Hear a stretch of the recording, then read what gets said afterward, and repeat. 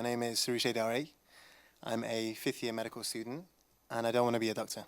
If you tell me to close my eyes and tell you what I saw when I thought about the future as a doctor 8 years ago, I tell you that I see a big blue sky. I tell you that no, it's not just big, it's limitless. And it's definitely not clear. There's clouds. Actually, there's lots of clouds. But there's so much sunshine everywhere across the sky. And it's so warm and nice that every single one of those clouds is white and fluffy. The sunshine is so strong that even if a cloud enters my field of vision, grey and stormy, by the time it exits, that one's white and fluffy too. And the sky isn't just blue, this sky is beautiful. I could explain what each component of that sky represents, but this is a medicine and arts conference. So part of me wants to leave the interpretation to your imagination, but I will say this. I chose medicine because when I was 15, I asked myself, when you are on your deathbed, what career is most likely to give you a life with the least regrets? Where you can look back and feel like every day you lived, you did the largest amount of good you could have. I felt that as a doctor, your opportunities to liberate someone, to make them feel free, and the different ways that you could do this were endless. I knew that my life would be full of problems to handle, that I'd have to deal with them every day. Some days less, some days more, some very small, some very, very big. But however big those problems would be, each and every one of them could only ever be seen as an honor and virtue in the bigger picture. After all, the deepest foundation of this work was love, care, compassion. That year I had a taste of what working in a hospital as a doctor, for me in other words, a superhero, was like. I had applied for a work experience program at the best hospital in my city. I had never been so excited in my life. So the organizer takes me to the ward. I finally meet the doctor that I'm going to be placed with face to face. She introduces him to me and me to him, and right, follow me. So I followed him around the ward for the next hour, with not even a look from him in my direction, never mind an exchange of words. I had not the faintest idea what was going on. We eventually returned to his office. He sits down, and he finally looks at me, and he says, "So why do you want to do medicine?" I took a moment, smiled, and answered, "Well, I think it would be a privilege to happen. You know, a lot of medical students drop out after 1 or 2 years. It's really hard. And it doesn't pay anywhere near as much as you think. Your family doesn't see you much either, and they start to complain. And anyway, just something to think about. Nice to meet you. Nice to meet you too." See, what that doctor did that day is make me think, for a flash moment, that those clouds might not all turn white and fluffy. Maybe they're grey and gloomy most of the time. And maybe so is that sky as a whole. 2 years later, I'm 12 months away from sitting my A-level exams, the exams that decide whether or not I'd be studying medicine. And back then, I used to organize big, fun charity events like this one. No, not this one, this one. What I loved about doing these events was there were smiles all around. The students, the teachers, the donation recipients, my team, myself. But one day, I get called into my head of year's office. "Soroush, the school's worried your charity projects might distract you from your work." I didn't understand. But working hard to make people feel better was going to be precisely what my work would entail, no? Was it all supposed to be about exams, grades, ticks and crosses? That day, I realized that maybe there's a certain border around that sky that I didn't see before.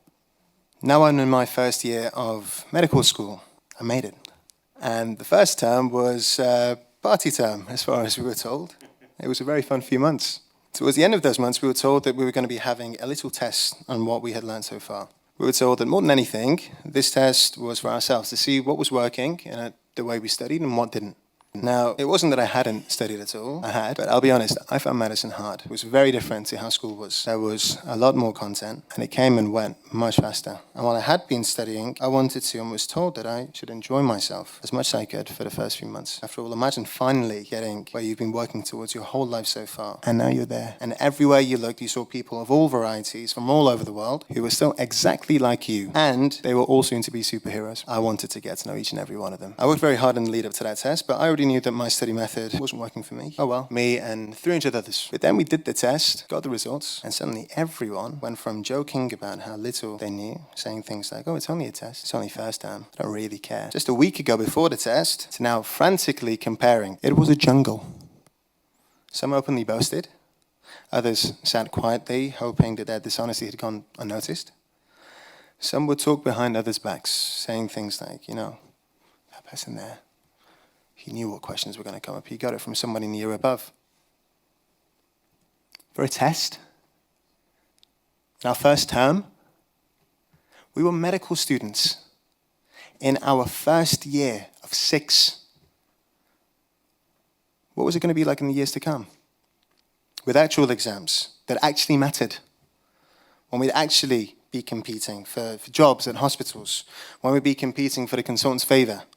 When we'd be interviewed for a consultancy job against a registrar we'd been working alongside for the last 3 to 10 years.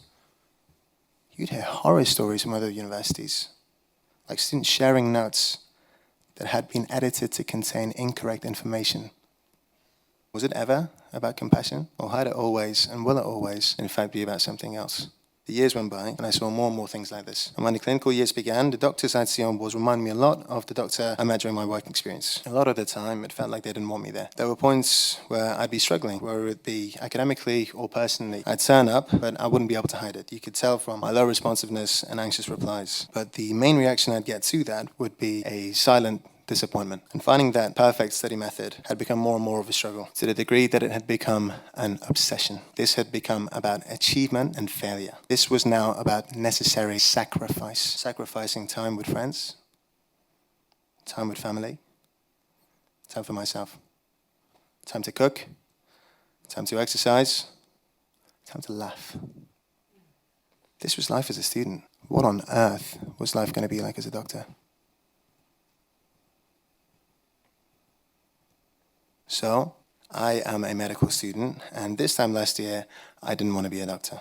But then one night, after a long day of practicing for our practical exams, just a month before the real thing, me and one of my friends decided to stay longer and work. That work became a 3-hour conversation about life's virtues, about how crippled we'd felt by this grueling course, about all the things that we couldn't wait to do when it was all over. But what we talked about most was the compassion we felt was missing in the field we were going to be working in. And then he went silent. And then he said, "Bro, I have something to tell you. I've been writing a book." And so he tells me all about it. The Art and Science of Compassionate Care. Bing. Who can give me a problem that hospitals all around the world have in common? Lots of waiting or communication. Lack of time. Nice. Well, actually, hospitals all around the world face more or less the same challenges. Increased demand, staff shortages, financial pressures, maintaining quality of care, improving patient experience, declining mental health all around. Can anyone tell me 2 overarching problems that not only exacerbate, but often give rise to these global problems? Burnout and dissatisfaction. I say dissatisfaction as opposed to job dissatisfaction or patient dissatisfaction because everyone's dissatisfied. Patients, healthcare workers, students. And it's not a cute 2 stars out of 5, I'm going to write you a bad review, kind of dissatisfied. It's grave dissatisfaction. It's suffocating dissatisfaction.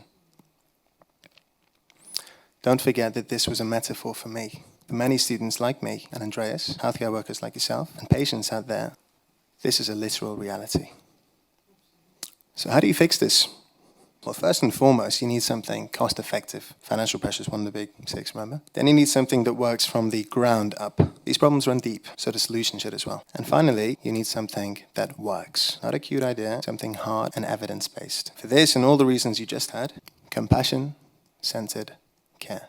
See, here's the key. Because the compassion you felt is what sparked your interest in healthcare in the first place, because it's what animated your spirit for all the time and hard work you put into getting into a healthcare school in the first place when you were just a teenager, because you wouldn't want to be caring for a patient if you didn't let yourself imagine what their pain feels like and didn't want to make it feel better. Because of all those things, compassion shouldn't be a soft, idealistic, optional add-on.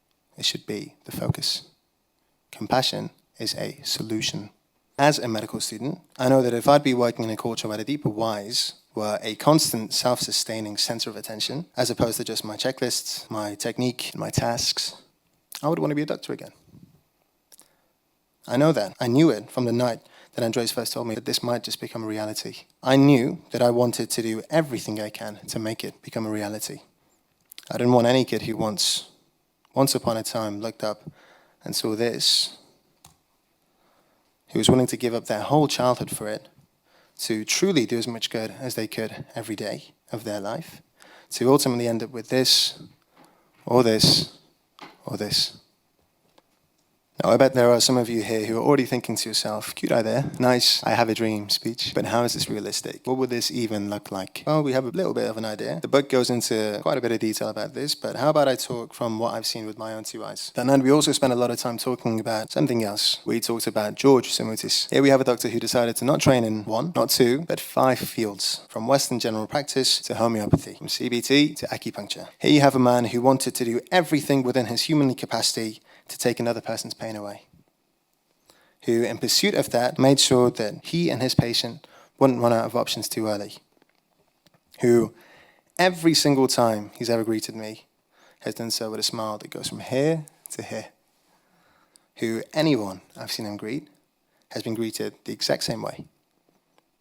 How lucky are his patients who are officially under his care? For the first time in my life, I had a true role model in medicine. For the first time ever, my love-filled inner child had something it could live towards, that it could see. And I didn't walk away that night with just one role model. That night I spoke to a living, breathing example of what I could be doing now to be more compassionate. I was sitting next to the first editor of the book on it, a medical student just like me, who instead of competing, not only volunteered to tell me about the project that he'd been working on, but held out his hand in invitation and encouraged me to join him in stumbling stupidly towards making our life and that of many others a better one. So, what does this look like? The truth is, while I could detail a theoretical answer for you, and while I can offer an example of a compassionate student and professional carer like I just did, we don't know the full extent of the reality of what compassion-centered care looks like. But me and the Institute do know 3 things. 1, we know they exist. Aside from the 2 people I mentioned, I am willing to bet money that there are at least a handful of them sat right here in this room, and we want to find them. 2, we want to change the culture, and culture change begins by reward of desired behavior of individuals within that culture. 3, we want to amplify this effect. And the way to do that is if you put the rewarding on a platform for the new generations within the culture to spectate and model. That is how we came up with the idea of organising an award ceremony for the best role models in compassionate care out there across healthcare. We thought this idea was genius, so we set up meetings with the head of our medical school and the president of our whole university, University College London, and we didn't stop there. We also set up meetings with the head of the management and business course I graduated from at Imperial College London, along with the head of their whole university. So the meetings began, we presented our idea to the head of our medical school, she was nodding along, good sign. And then we finally finished, there was a pause, followed by, hasn't this already been done before? So we went away and did some research, and turns out that healthcare awards are indeed a thing. There's the Health Heroes Awards in the UK, there's the Humanising Health Awards Global Award, there's even Oscars nights hosted by individual hospitals for their staff. But we noticed there was actually a lot missing. For example, more often than not, these awards rewarded initiatives and work done all moments, rather than the whole daily behaviors. In this sense, they were also quite technical, rather than being something more intuitive. Furthermore, they seemed rather exclusive. They were specific to the region, role, hospital, or even method. Let's take the Schwartz Awards, which are based on Schwartz Rounds, a healthcare program aimed to enhance empathy and communication in patient care. These are awards organized by Schwartz members, watched by Schwartz followers, to reward the best followers of Schwartz. In other words, these awards are too small. What did we want instead? For a start, we wanted single focus our reward to be clear and instinctive. Rather than technical ability, single act or method, we wanted it to be the ongoing, deeply human drive of compassion. And we thought the best way to shed light on this wouldn't be through lengthy prose or technical explanations, but through stories that once again speak more to the heart than they do to the brain. We also wanted something bigger. These would be honoring something of very large importance. So the ceremony needs a weight and buzz that matches that size. Not only did we want to involve a much more widespread span of healthcare, rather than it feeling like a small club event, but wanted it to be watched and commemorated by all. So we thought we should reach out to a celebrity or two and get media outlets to help us promote it. As an extension, decided since the whole thing was about compassionate care, therefore this was naturally a patient-centered thing, we thought patients should be a key component of this ceremony. So not only would we want patients to be a part of the nomination process, we'd also want them to be attendees of the event, sitting at the same tables as the doctors and other healthcare professionals who have been nominated. A beautiful, real-life demonstration of the move away from paternal medicine towards patient-inclusive, multidisciplinary medicine, captured in one shot. Our growing excitement got a slap to the face when we came across another set of existing awards. We found out that for the past few years, one of the biggest British tabloid newspapers, in partnership with the NHS, has been running a nationally televised award ceremony on one of the UK's biggest TV programmes to honour individuals across health and social care who go above and beyond for their patients and causes. And it's all sponsored by the National Lottery. And guess what? They've got all the British A-list celebrities. We're talking everyone from David Beckham to Gordon Ramsay to Prince William. And they do sensational videograph stories. And they even put patients and the healthcare professionals on the same tables. We were mortified. But after the first few seconds, well, hours, we realised that actually we should be celebrating. Not only did the existence of such an award tell us that this was a worthy idea, but the fact that it has been running for 3 years in a row now validated the demand for this kind of thing. It also told us that it's definitely achievable. Yes, it needs the right investors and the right distribution, but it's achievable. And we weren't expecting this, but we actually sat down and watched recordings of these events, and we realized that there was actually a lot missing from these awards too. We found out that, as if on the opposite end of the spectrum to the awards that I mentioned before, these events were too big. 8 out of 10 times, the camera wouldn't be pointed at the face of the patients or the healthcare professionals, but at the celebrities who had nothing to do with healthcare. And it's not just in this aspect, but everything from the setup to the lights, the stories themselves, it was too flashy. It was clear that their biggest motivation was to grab as much attention as they could. After all, the Sun would be getting a better name out of it, so would the National Lottery, etc., etc. Or in another way, occasionally it felt like the awards were handpicked only to draw attention to something topical. Overall, the overt agenda was to target the general public as opposed to those currently in healthcare as recipients or providers, to remind them of how amazing their national health service is as a whole, which, by the way, it is. In doing so, something else they did is represent healthcare workers as superhuman.